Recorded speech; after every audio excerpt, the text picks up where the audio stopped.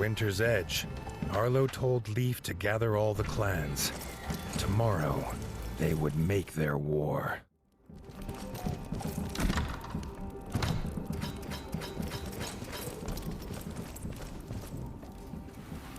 Arlo went to bed, for once without despair. The king and the warden's forces together would make a last stand. They would sing of it forever. He wondered what sort of tale it would be.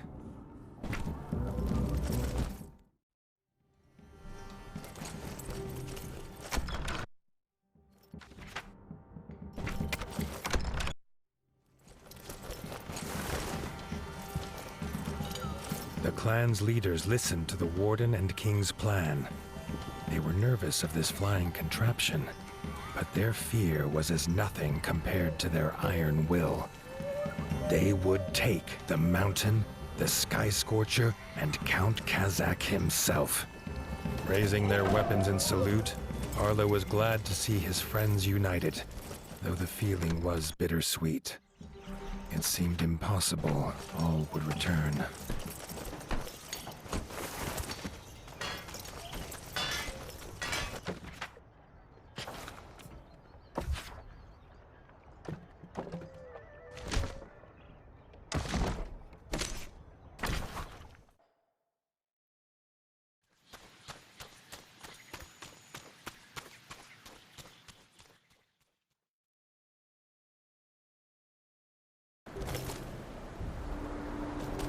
King Reggie's camp had creatures of every clan, armed and ready to fight. At its heart, Ertl waited. Arlo felt again the sense of safety at the turtle, and took it as a good omen. Ertl bellowed the order, and they felt the ground fall away. The ship lurched, as did the soldiers' stomachs. They held their nerve. Against the bats, they would need it.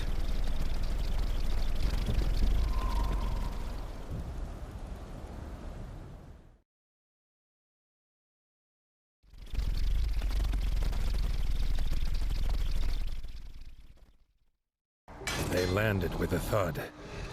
Arlo loved mountains, or had loved the thought of them in the great tales of far away.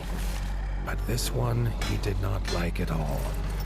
Its icy wind chilled more than his fur. They made hasty camp, readying themselves for the fight.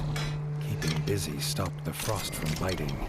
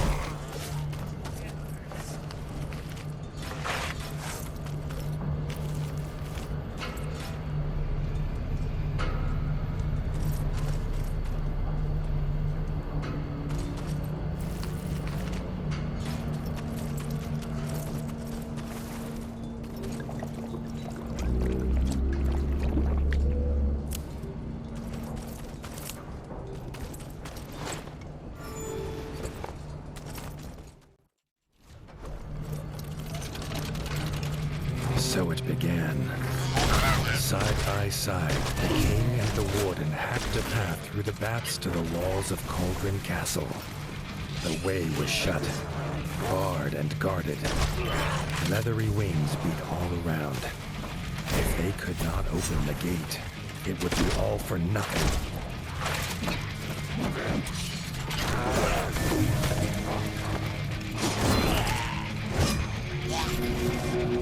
Reggie sounded his horn. Out of the icy haze came Dennis, a barrel on his back, its fuse lit. The king had come prepared.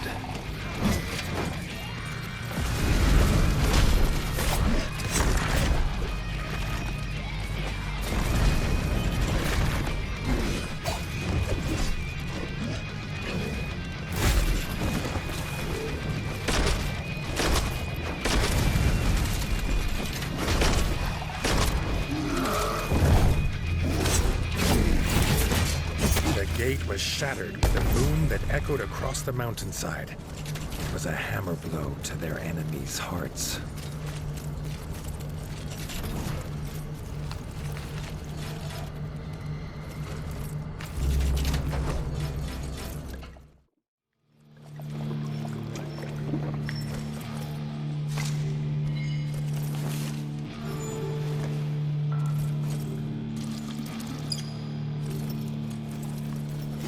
Inside the castle, they found themselves in the chef's store.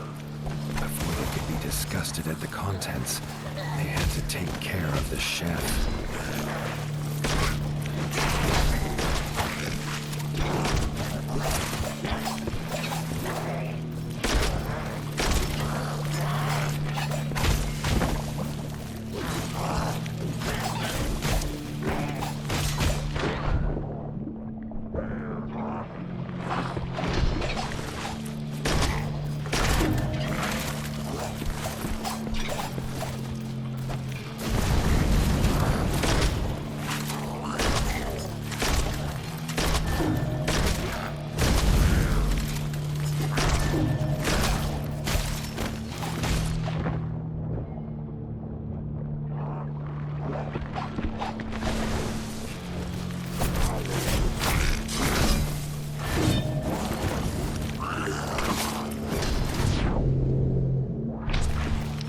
They moved in step, a flawless dance of blood and vengeance. Neither knew that their own blood united them, but perhaps, just then, they felt it.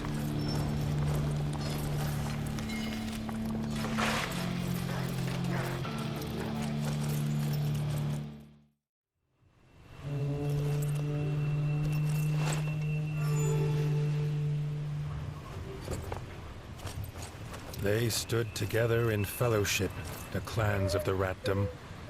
Here they would make their final assault. Reggie raised his sword and issued the cry. Charge, army of the mighty Paw!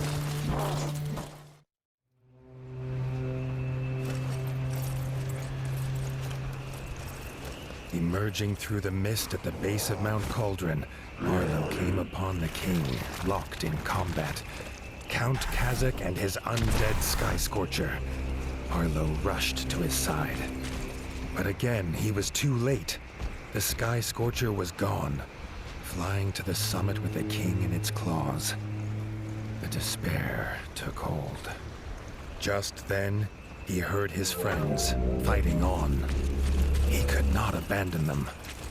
He stood tall, He would be their captain now, and they would follow, even under the shadow of dark wings.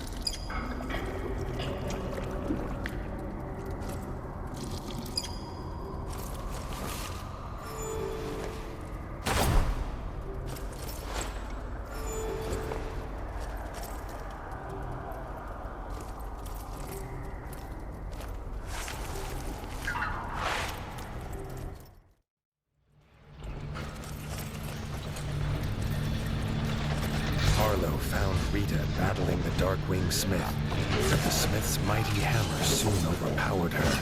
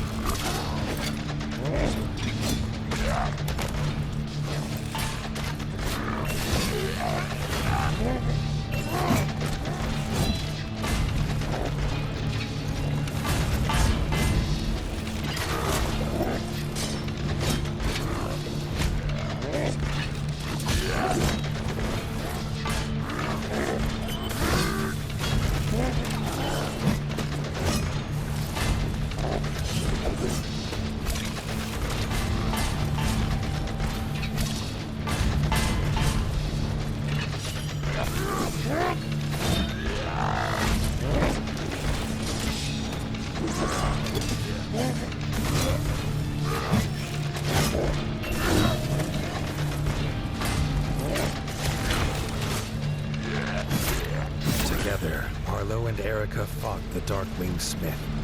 The fiery heat at the heart of the mountain burned hotter than any forge.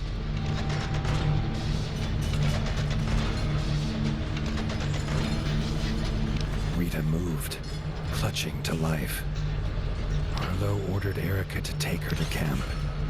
He would continue alone.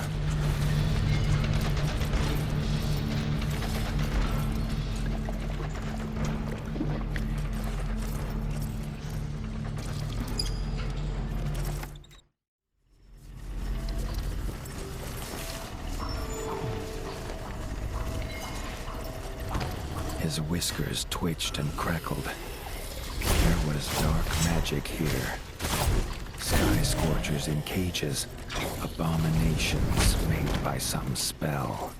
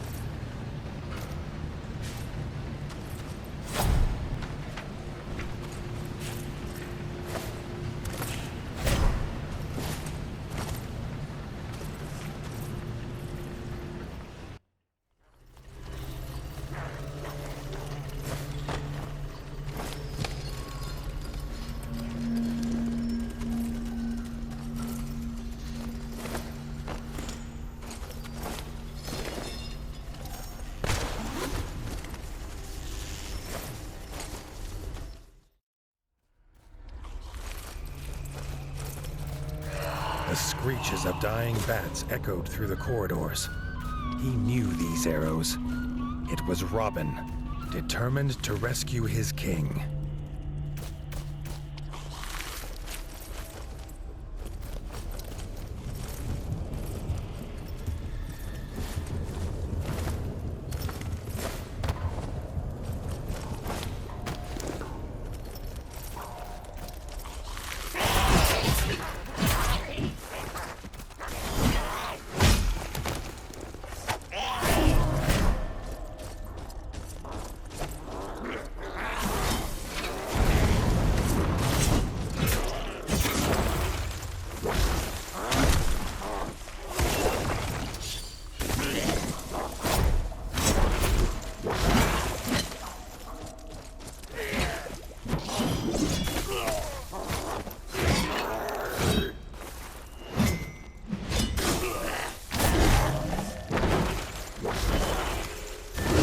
Slashing and arrows flying, they fought their way toward the summit. Would the king be alive when they got there?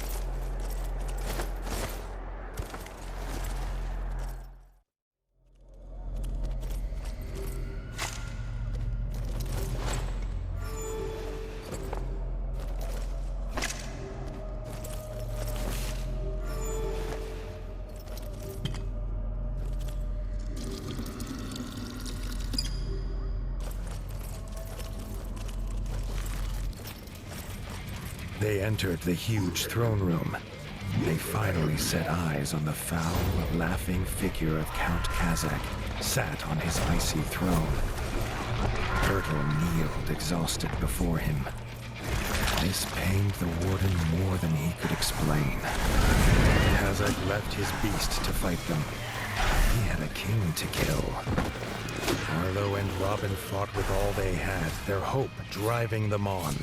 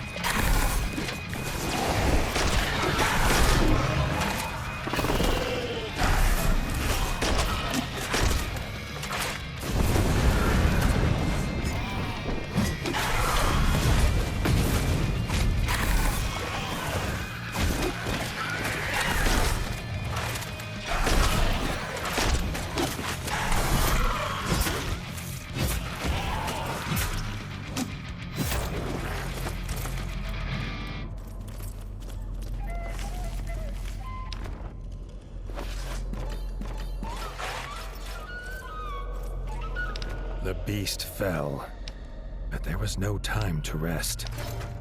Leaving Robin to tend to Bertle, Arlo headed to the summit to find Reggie.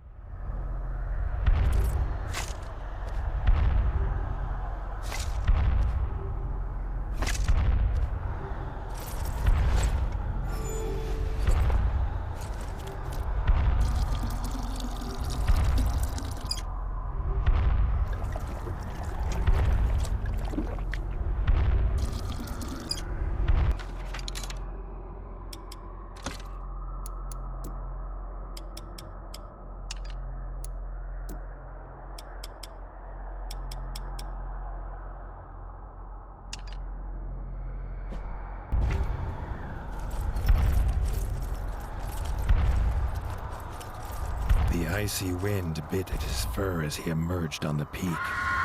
He saw, silhouetted in the mist, Count Kazakh, and in his claws he held King Reggie, dangling over the edge. With a shriek of victory, the Count let go of the king and seemed to melt into the fatal mist. They flew into battle. The warden and the Count's weapons clashed, echoing across the mountain.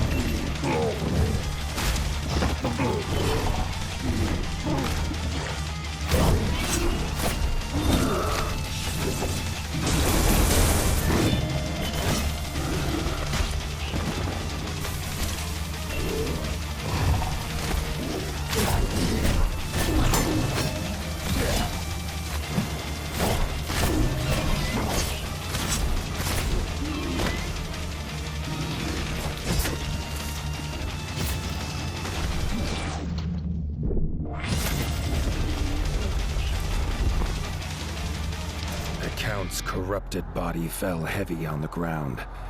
Arlo rushed to the edge, calling for the king, but the only answer in the mist was the icy wind. The war was won, but Arlo could not feel the victory. He barely noticed his friends join him. The Fellowship bowed their heads in honor of their brave king. The tale of this war would be as much of loss as of winning.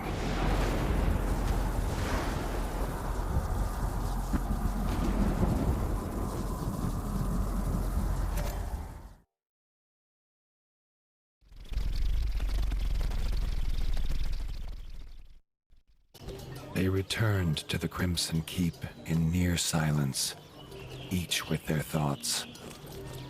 There would be no victory parades.